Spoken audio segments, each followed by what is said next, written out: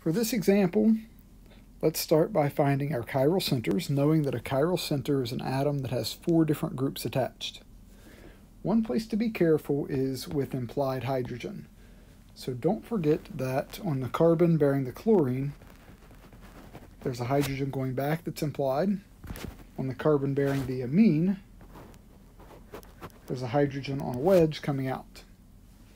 So if we look at the carbon with the chlorine, let's try to find 4 different groups.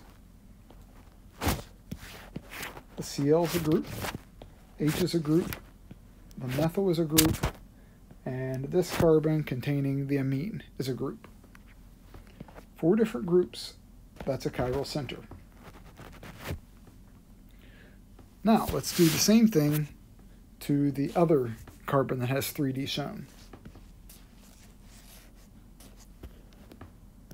The amine is a group, the hydrogen is a group, the ethyl is a group, and then this carbon with the other chiral center is the 4th group. So that is also a chiral center. This molecule has 2 chiral centers, and knowing that all chiral centers are also stereocenters, this molecule has 2 stereocenters.